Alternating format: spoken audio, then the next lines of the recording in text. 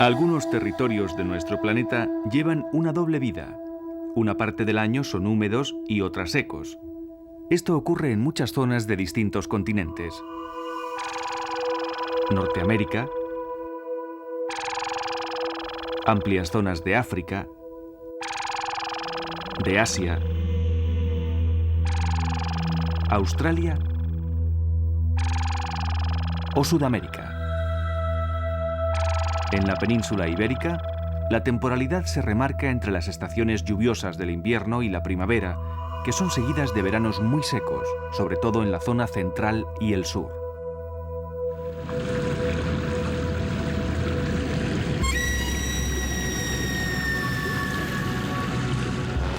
Por un lado, la primavera, sumada a las tempestades invernales, aporta agua durante una buena parte del año. Pero en cuanto arrecian los calores, comienza a desaparecer. Muchos parajes pasan del esplendor primaveral al agostamiento en apenas un par de meses.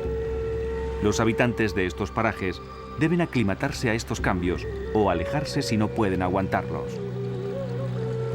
El principal factor de cambio es el agua.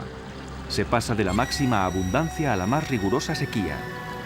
Sin embargo, existen unas cuantas plantas y animales que son capaces de aclimatarse a esta diferencia tan brusca en las condiciones de vida. Otros, sin embargo, se convierten en náufragos, refugiados en pequeñas islas de agua en medio de llanuras y secarrales.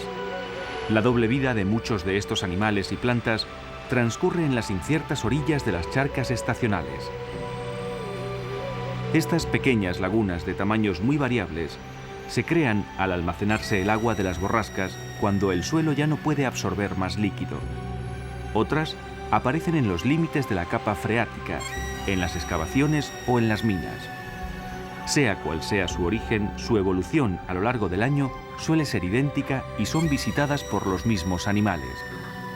Incluso en las llanuras se almacena agua a final del invierno.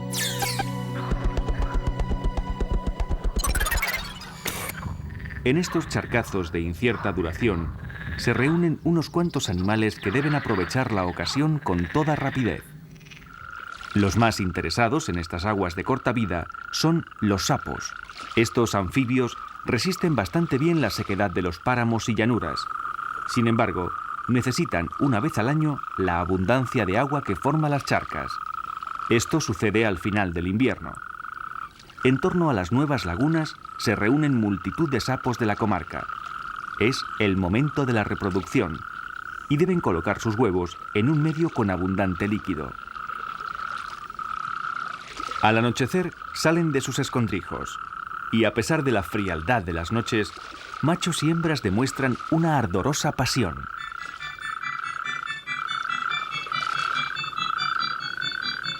Los machos comienzan sus cantos de amor. Las hembras se dejan seducir por el mejor cantor. Estos amoríos no están exentos de disputas. Finalmente, el tozudo macho se agarra a la hembra en un estrecho abrazo conocido como amplexo. Pueden estar abrazados varias horas. Firmemente sujeto, el macho irá fecundando la hilera de huevos que deposita la hembra, que llegan a sumar cerca de 4000. Cuando amanece, podemos descubrir los rastros de la orgía nocturna. Se trata de larguísimos cordones de huevecillos depositados en el fondo de un charquillo o una acequia. Fisgando en las orillas de algún charcazo podemos encontrar renacuajos. Son el resultado de las negras hileras de huevecillos. De cada punto negro ha nacido un renacuajo. Cuando son pequeños parecen oscuras comas nadando sin rumbo ni sentido. Los renacuajos de las distintas especies de anfibios pasan diversas etapas hasta convertirse en adultos. Los renacuajos de los sapos corredores deben acabar la metamorfosis a toda prisa, antes de que se evapore el agua. En las charquillas más pequeñas pueden convertirse en pequeños sapos en un solo mes. Al principio se alimentan de partículas vegetales y, según crecen, amplían su dieta en la medida que los límites del charco se lo permiten. Los charcos de corta vida tienen el riesgo de secarse rápidamente, antes de que a los renacuajos les dé tiempo de sufrir la metamorfosis. Sin embargo, tienen dos interesantes ventajas: no contar casi con competidores por la comida ni con predadores, circunstancia más que segura en ríos o lagunas. En las charcas temporales se deja notar una planta muy llamativa.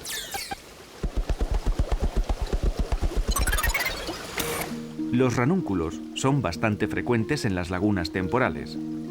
En primavera crecen rápidamente y forman densas masas de vegetación. Si observamos detenidamente, algunas plantas muestran dos tipos de hojas, unas delgadas y filiformes, sumergidas, y otras más anchas y lobuladas, flotando sobre el agua. Desde ellas se elevan las flores. A pesar de ser plantas acuáticas, las flores necesitan el concurso de insectos o el viento para facilitar su fecundación. Cuando se evapora el agua, la planta se seca y desaparece hasta que el charco vuelve a formarse durante el invierno.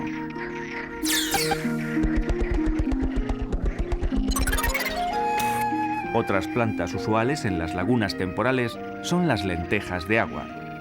Entre ellas se encuentra la planta con flor más pequeña del mundo, que apenas sobrepasa el milímetro de longitud. Frecuentes casi en cualquier parte del planeta, son plantas muy sencillas con tejidos muy poco densos para asegurar su flotabilidad. Suelen reproducirse de forma vegetativa y llegan a cubrir grandes superficies de agua, formando un denso tapiz verde. Sobre la misma superficie advertimos los movimientos rítmicos de un insecto alargado.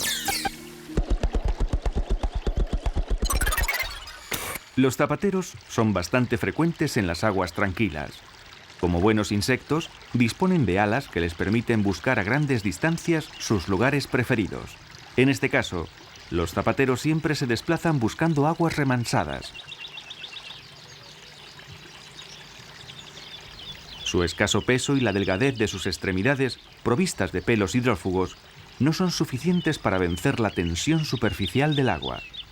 Así, puede deslizarse sobre la superficie sin hundirse.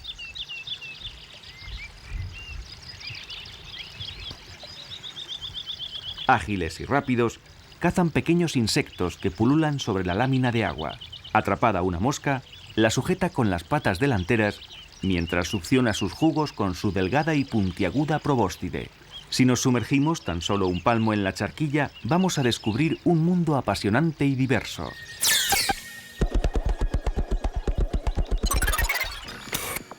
Es asombrosa la cantidad de vida que puede albergar un poco de agua que se almacena temporalmente.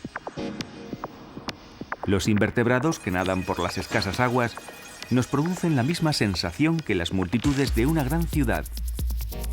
Entre tanto movimiento distinguimos a un animal de aspecto muy feroz. Se trata de las larvas de las libélulas. Mientras viven en el agua, antes de la metamorfosis, se alimentan de otros animales. Son capaces de cazar renacuajos e incluso peces, aunque sus presas más comunes son pequeños invertebrados, como estas inquietas dafnias.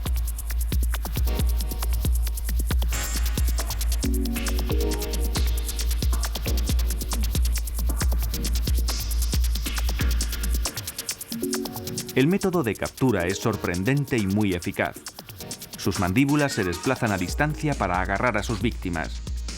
Tienen forma de doble bisagra, que se despliega a una increíble velocidad para capturar al animalillo.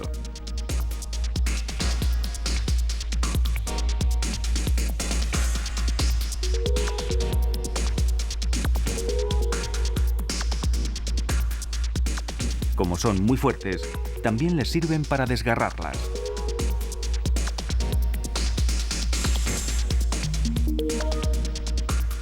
Pasado el ecuador de la primavera, bien alimentadas, llega el momento de la metamorfosis. Es un cambio brutal.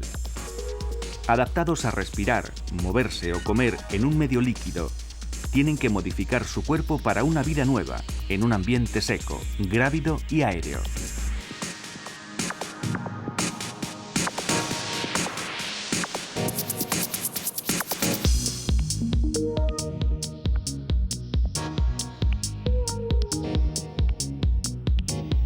Cuando están preparadas, al amanecer con poca luz y calor, se liberan de su traje de agua y despliegan las alas para comenzar una nueva vida como adultos reproductores. Si investigamos el fondo de algunas lagunas efímeras, quizá nos sorprendamos con un extraño animal.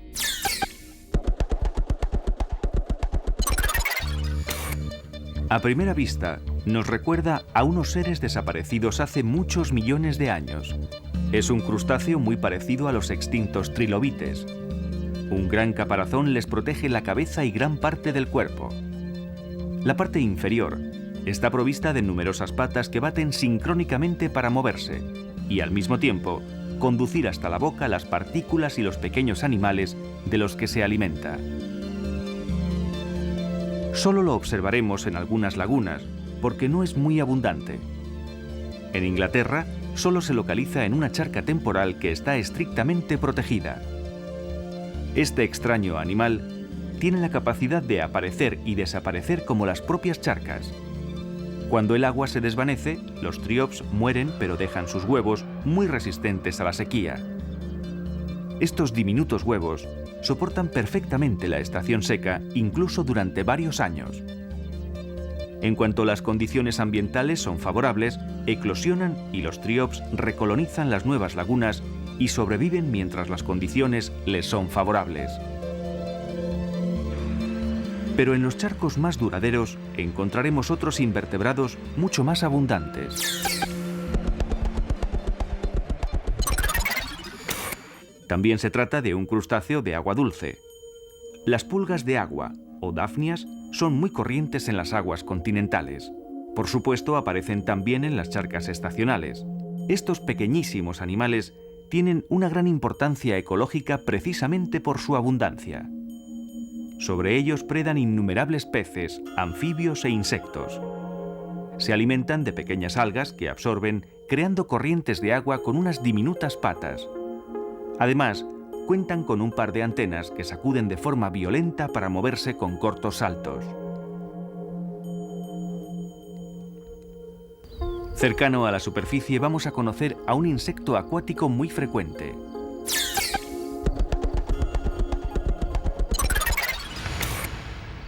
Es el nadador de espaldas o notonecta. Suele verse en la zona próxima a la superficie a la que se acerca a respirar a través de unos espiráculos ubicados en el trasero. Para respirar, acercan el final del abdomen a la superficie colocándose de espaldas. Toman aire y lo almacenan debajo de los élitros y en el vientre en unas hileras tapizadas de pelos hidrófugos. Es como si casi todo su cuerpo mantuviese una fina película de aire alrededor. Sus patas traseras se han convertido en dos poderosos remos que le permiten bucear con rapidez. Se alimentan de pequeños animales a los que atrapan con las patas anteriores. Una vez bien sujetos, absorben con su trompa los jugos del infeliz animalillo. Como tantos otros ocupantes de las charcas, suelen capturar un buen número de las prolíficas dafnias. Entre las algas o los ranúnculos descubriremos a los ditiscos. El ditisco es un escarabajo buceador de gran tamaño que se ha adaptado perfectamente a la vida acuática. Sus larvas son abundantes en pilones y charcas. Su aspecto es realmente aterrador. Lo primero que llama la atención es su gran tamaño, próximo a los 5 centímetros. Como sus mayores, son grandes cazadoras. Su cabezota está armada de dos potentes mandíbulas capaces de atrapar a renacuajos de buen tamaño o cualquier otro animal del bebedero.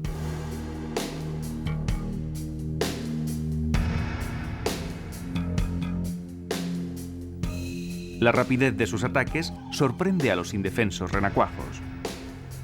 Una vez capturado le inyecta su saliva, que posee unas poderosas enzimas que licúan el gelatinoso cuerpo del anfibio.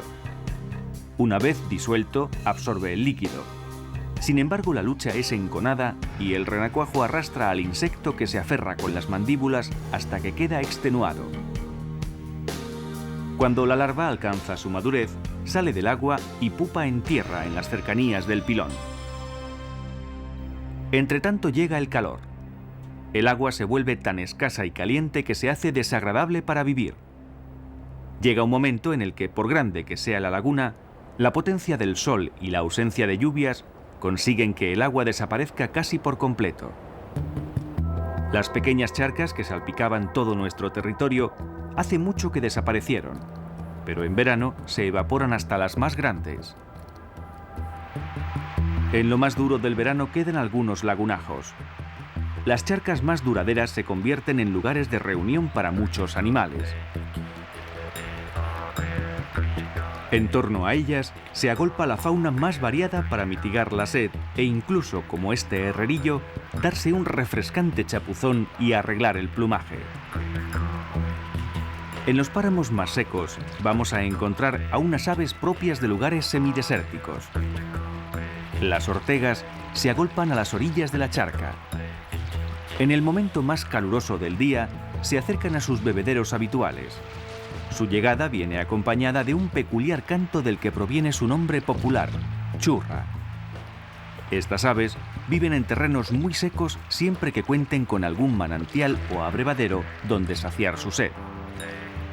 Llegan a sus orillas en pequeños bandos que beben nerviosamente porque en ese momento se sienten muy vulnerables. Para dar de beber a sus crías, que se encuentran a varios kilómetros de distancia, se empapan las plumas del vientre, que retienen el agua como si fuera una esponja. Los antiguos ganaderos y los pastores, perfectos conocedores de nuestra climatología, preparaban abrevaderos y fuentes para las épocas de estío. Casi todos los pueblos todavía cuentan con algún bebedero para su ganado. Como el agua siempre es escasa, es la mejor manera de administrarla durante la época de la sequía. Todavía hoy cumplen su función. Precisamente estos retales de agua que salpican nuestros paisajes se han constituido en el refugio de muchos animales silvestres. En principio están pensados para que ovejas o vacas puedan beber cómodamente. Sin embargo, los pilones bajos facilitan la colonización de algunos animales. Las paredes rugosas posibilitan que se agarren plantas y algas que servirán de refugio a otros invertebrados o a sus puestas. Es el caso de algunos caracoles de agua dulce que raspan las superficies de plantas o pilones ingiriendo materia vegetal.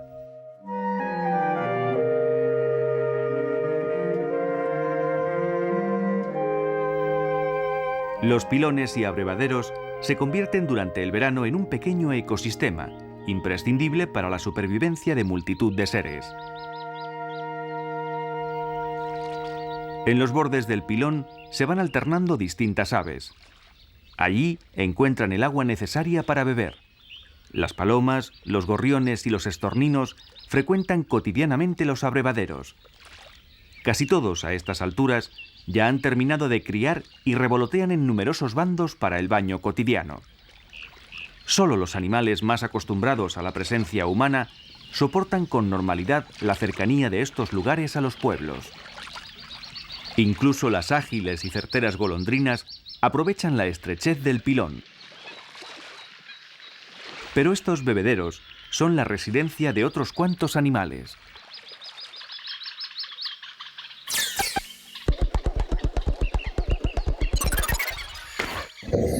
Los mosquitos son capaces de aprovechar cualquier agua para reproducirse. Su infancia está obligatoriamente ligada a este líquido y los adultos no son especialmente cuidadosos a la hora de poner los huevos. No es de extrañar que los pilones y abrevaderos colocados en cualquier campo sirvan de guardería para los molestos mosquitos. Una vez que han eclosionado los huevos, el pilón se llena de larvas. La cantidad de pequeñas algas que viven en el agua asegura una alimentación eficaz para las larvas más jóvenes que filtran continuamente la superficie. En unas pocas semanas se convierten en adultos. A medida que crecen, cambian de forma y se van aproximando a su aspecto final. Machos y hembras adultos tendrán una alimentación muy diferente. Mientras que ellos buscarán flores para comer polen, ellas rastrearán la sangre caliente de algún animal o un humano para picarles y robarles unas gotas de sangre.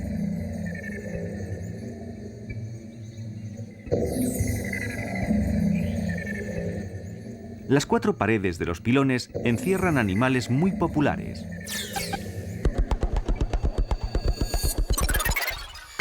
La salamandra es uno de ellos.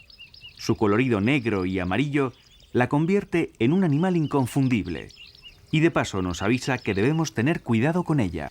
Para defenderse de sus enemigos, secreta una sustancia venenosa conocida como salamandrina. Para los humanos no es peligrosa siempre que no toque a los ojos o la boca. Sin embargo, puede dañar considerablemente a los pequeños animales que intenten atacarla. Las salamandras forman parte de ese conjunto de animales con una variada leyenda a sus espaldas. Algunas creencias populares la acusaban de envenenar el agua de las aldeas y matar así a todos los vecinos. Los bestiarios medievales aseguraban que se alimentaba única y exclusivamente de fuego. En fin, es difícil saber por qué este inofensivo animal ha fomentado historias tan dispares. Ahora, en primavera, las salamandras suelen acercarse a estos lugares a depositar sus huevos. Incluso pueden llegar a parir ya nacidas a sus larvas. Sea como fuere, las hembras se aproximan a una de las esquinas y allí, apoyadas, dan a luz a sus descendientes, que deben pasar su infancia en el pilón.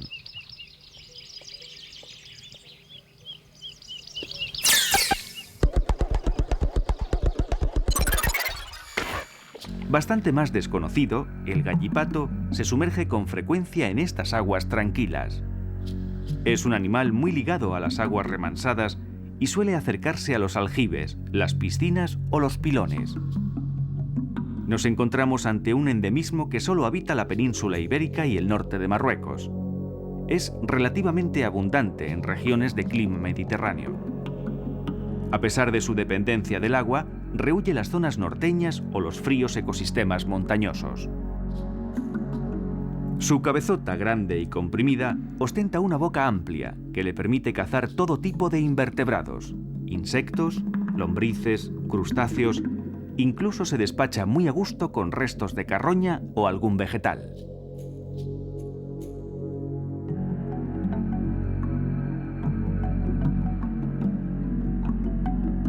El abandono y la destrucción de pilones y abrevaderos están provocando su desaparición de algunas zonas.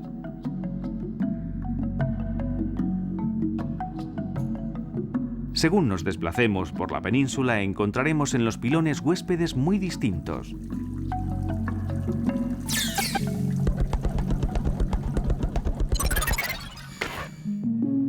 En las regiones norteñas muy húmedas, los tritones alpinos son vecinos frecuentes de abrevaderos y fuentes.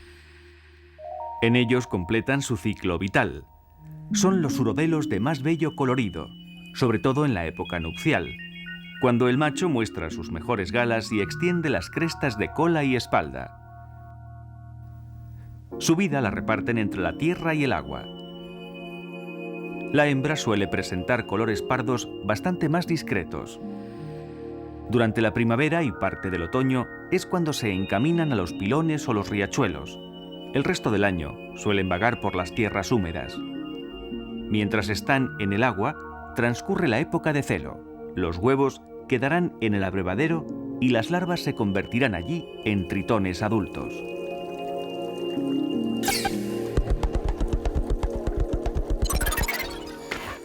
Pero estos recoletos ecosistemas también cuentan con un predador especializado en medios acuáticos.